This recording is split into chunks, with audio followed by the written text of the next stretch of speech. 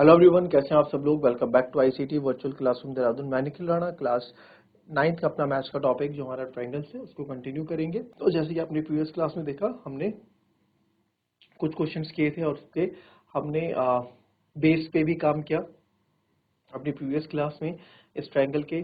ठीक है, थ्योरम्स पे हमने बात की, उन थ्योरम से रिलेटेड क्वेश्चंस हमने किए। ठीक है, तो कुछ और क्वेश्चन अभी हम इसमें करेंगे ताकि आपके डाउट्स और क्लियर हो। प्रीवियस क्लास से रिलेटेड कोई भी क्वेरीज अगर आपकी है तो आप बेझिझक पूछ सकते हैं। ओके, चलिए। तो एक क्वेश्चन आपको होमवर्क यहाँ पे दिया गया था। बोला गया था P Q R Q R two isosceles triangle with same base Q R, show that angle P Q S is equal to P Q S और पी आर एस आपके इक्वल है, ये आपको प्रूफ करना है। इसी तरह का क्वेश्चन क्या था लास्ट क्लास में, राइट? याद आया होगा अगर आपको तो। बट उसमें चलिए बात करेंगे।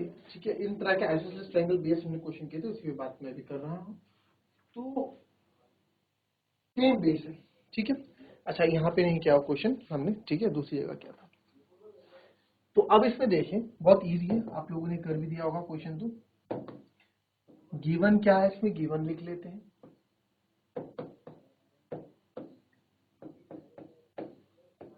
P Q R S Q R R isosceles triangle with same base Q R, show that angle P Q S और पी आर एस इक्वल है।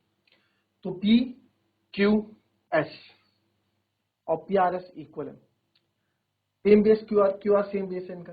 ठीक है, आइसोसेलेस ट्रायंगल है तो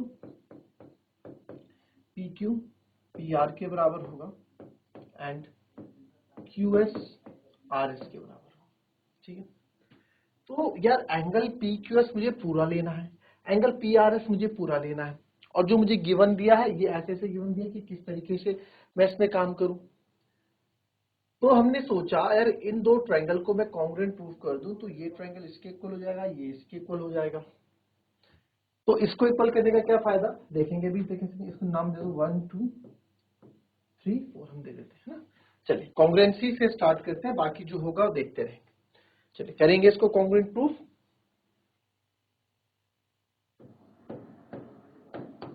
in triangle P Q are and triangle Q R S, तो P Q जो है आपका क्या क्यू आर के बराबर है। अब आपने सोचा कि सर ये तो कॉन्ग्रुएंसी से भी नहीं हो रहा है, क्यों? देखिए क्या क्या दिमाग में आता है ना। अब एग्जाम में तो एग्जाम पॉइंट ऑफ व्यू से आपको बता रहा हूं, एग्जाम पॉइंट ऑफ व्यू से आपको बता रहा हूं। तो बच्चों का दिमाग ट्रायंगल में जाते साथ पहले कॉन्ग्रुएंसी पे चले जाता है, दो ट्रायंगल ले लेंगे। आपने देखा यार पी क्यू तो यहाँ पे इस ट्रायंगल का कोई इक्वल चीज दे ही नहीं रखी है।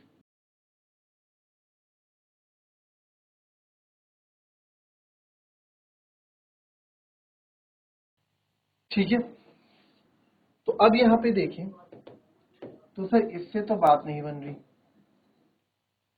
यार। पी क्यू क्यू एस के बराबर दे ही रखा है, पी आर यहाँ पे दे ही रखा है, कैसे आप इक्वल ले लेंगे?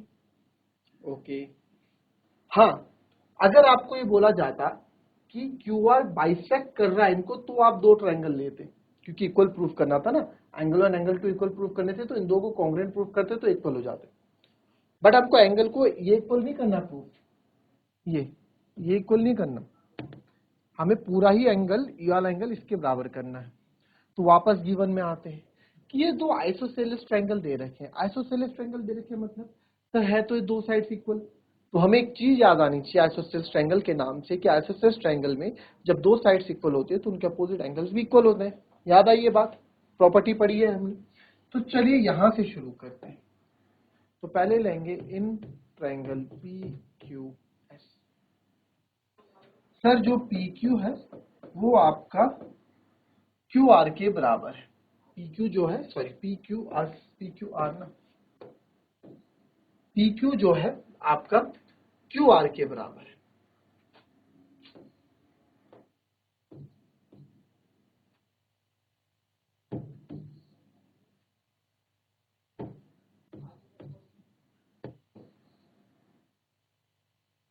In triangle P Q are जो हमारा पी क्यू है वो पी आर के बराबर है कि सर जो हमारा ये पी क्यू है ये हमारा पी आर के बराबर है। ठीक है sir, P Q P R के बराबर है।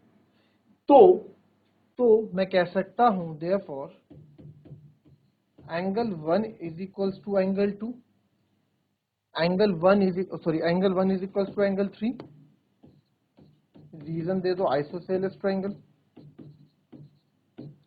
आइसोसेलेस ट्रायंगल में मतलब क्या होता है, जब दो एंगल्स दो साइड्स इक्वल होती है उनके अपोजिट एंगल्स भी इक्वल होते हैं। ठीक है सर, या आप इसमें लिख दो, और अगर आप नहीं लिखना चाहते आप लिख दो angle opposite to equal sides are equal. Angle opposite to equal sides are equal. तो angle 1 is equal to angle 3, ये बन गया हमारी पहली equation. Now in triangle S Q R में आप देखो S Q equals to S R, तो जब ये इक्वल है तो इनके अपोजिट साइड्स के एंगल भी इक्वल होंगे। Angle 2 is equals to angle 4, this will become second equation. Reason आप वही दो, आइसोसेलेस ट्रायंगल है सर इसलिए, है ना, या ये दे दो या ये दे दो। अब मैं क्या करूंगा, now at first and second angle 1 plus angle 2 is equals to angle 3 plus angle 4। हमने लेफ्ट हैंड साइड को लेफ्ट हैंड साइड से प्लस किया, राइट हैंड साइड को राइट हैंड साइड। 1 प्लस 2 पूरा बन रहा है आपका पी क्यू एस, और 3 प्लस 4 आपका पूरा बन रहा है पी आर एस। तो देयरफॉर हमने इक्वल प्रूफ कर दिया, हैंड्स प्रूव्ड।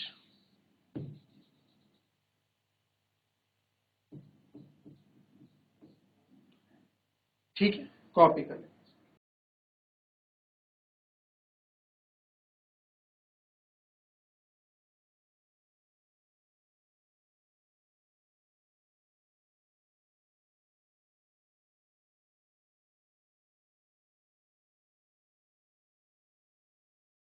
चलिए,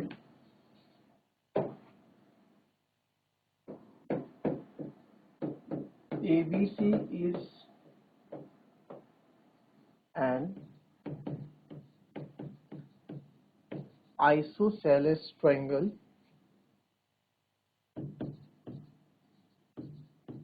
in which AB is equals to AC, side BA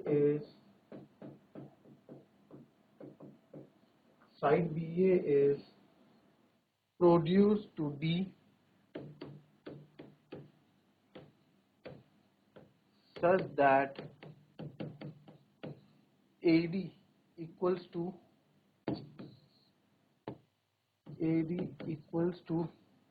AB, show that angle BCD is right angle.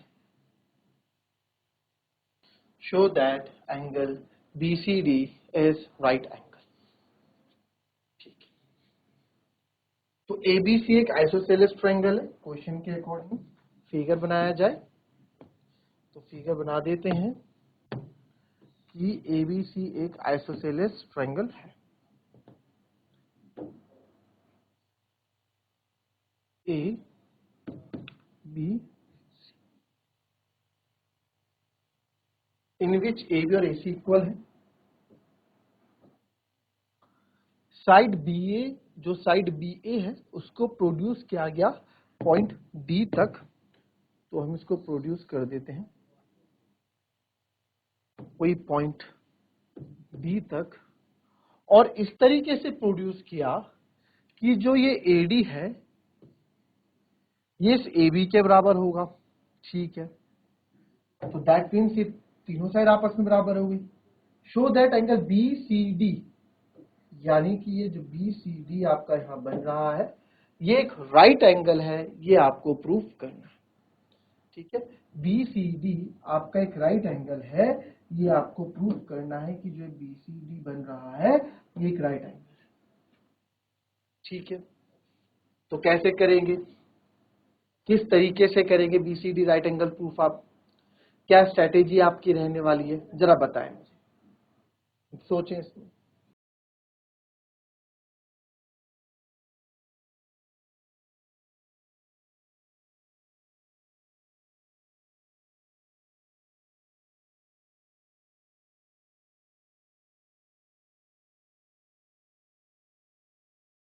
देखेंगे इसमें, किया किसी ने, एनीवन,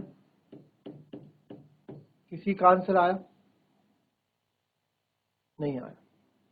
देखो गिवन लिख लेते हैं पहले, AB AC और AD तीनों बराबर है ना, तीनों ही बराबर है, AB AC AD बराबर है। टू प्रूव कि एंगल BCD को 90 डिग्री यानी कि 90 डिग्री प्रूव करना है। अब देखिए BCD को 90 डिग्री आपको प्रूव करना है, ठीक है sir.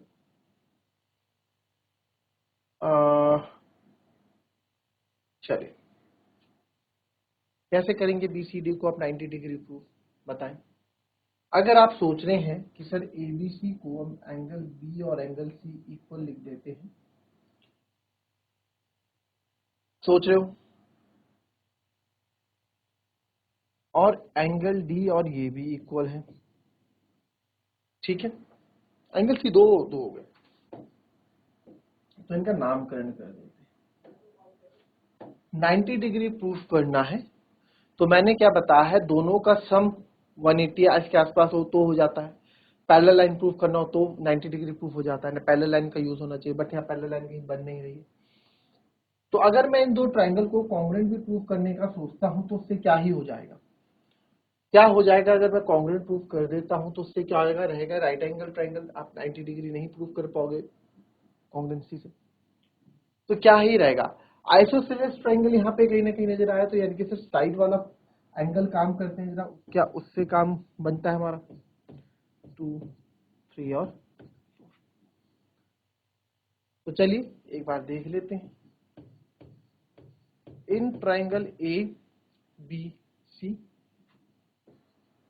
AB is equals to AC, ABC के, तो देयरफॉर मैं बोल सकता हूं angle 1 is equals to angle 2, isosceles triangle है, सिंपल इतना लिख लो फर्स्ट इक्वेशन, या फिर आप बोल दो angle opposite to equal sides are equal, कि समान भुजाओं के सम्मुख कोण बराबर होते हैं, ठीक है, जो एंगल अपोजिट होते हैं इक्वल साइड्स के वो भी क्या होते हैं, इक्वल होते हैं, ठीक है।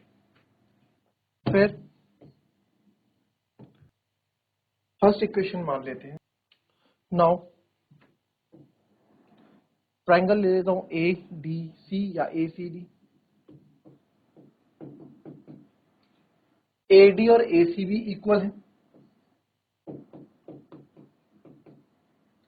तो देयरफॉर AD के अपोजिट 3, AC के opposite angle 4, angle 3 is equal to angle 4 भी होगा, रीजन आप वही लिख देना, आइसोसेलेस ट्राइंगल। अब आप यहां पे एक चीज देखें, ये बन गया आपकी सेकंड इक्वेशन, तो इससे कुछ फायदा हो रहा है सर, इससे कुछ फायदा है हमको, कुछ फायदा है, आप बताओ। अगर मैं बोलूं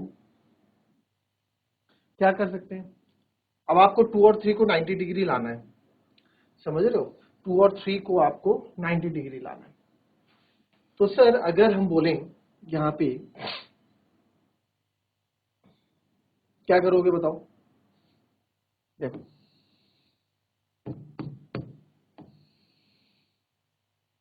चलिए, अब हमें 90 डिग्री लाना है कि, अब देखो ध्यान से सोचो, देखो अप्रोच कैसी बनाई जाती है ना, अप्रोच आपको कैसे बनानी है, एंगल सी देखो, आप एंगल सी को ध्यान से देखो, जो एंगल सी है उसमें दो एंगल है आपके पास, कौन कौन से, कौन कौन से हैं? 2 और 3। सिंपल सी बात है, ये 2 + 3 आपका 90 डिग्री आना चाहिए। एंगल 2 + एंगल 3 हमारा 90 डिग्री आना चाहिए, इतनी तो बात है। तो हम बोल सकते हैं कि ये क्या है, आपका आइसोसेलेस ट्रायंगल है, राइट? सॉरी, बोल सकते हैं राइट एंगल ट्रायंगल है। ठीक है, अब बताओ क्या हमारी अप्रोच रहनी चाहिए इसको सॉल्व करने के लिए? कोई भी, एनीवन, जल्दी बताएं। अब देखो यहाँ पे, देखो आधा क्वेश्चन तो सॉल्व हो गया है। यहाँ पे थोड़ा सा दिमाग लगाओ, थोड़ा सा सोचो, लगाओ सोचो, क्या क्या आपको पता है ट्रायंगल्स के बारे में? पढ़ो, ये A B A C A D equal है, ठीक है। और क्या बोल रखा है, side B A produce such that A D और ए बी आपके इक्वल रहेंगे, ए डी और ए बी इक्वल रहेंगे। सोचो इसमें क्या है, क्या कर सकते हो इसमें, जल्दी बताओ।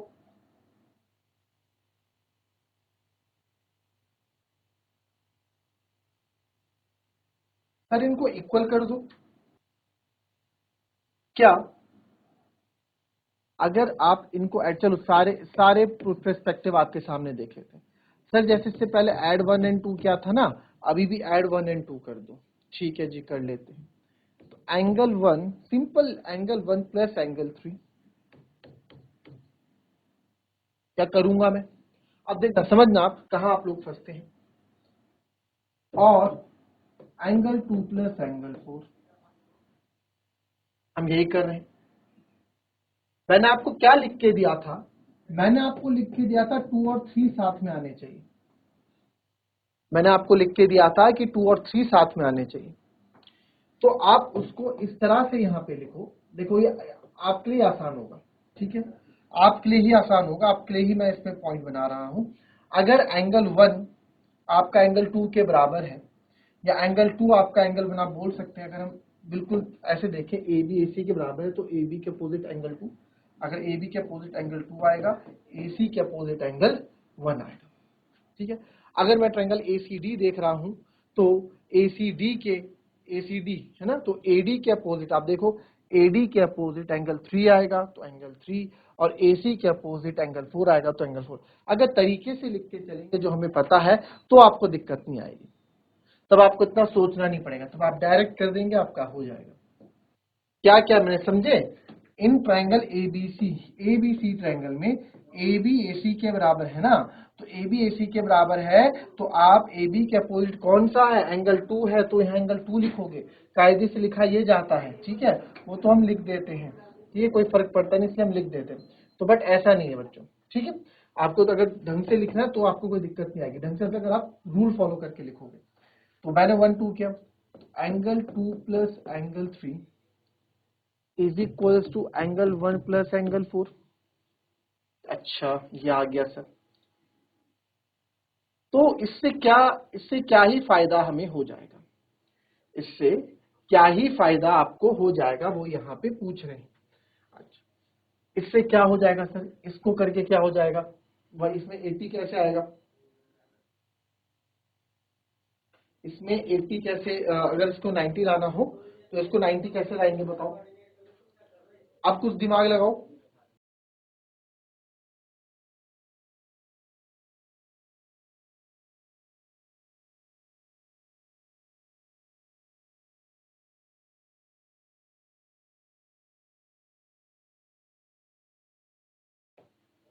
ठीक है, अब इसमें आप देखें कि अगर आप इसमें बी सी डी, मेरे को जो चाहिए 2 + 3 ऑन बोथ साइड में ऐड कर दूं,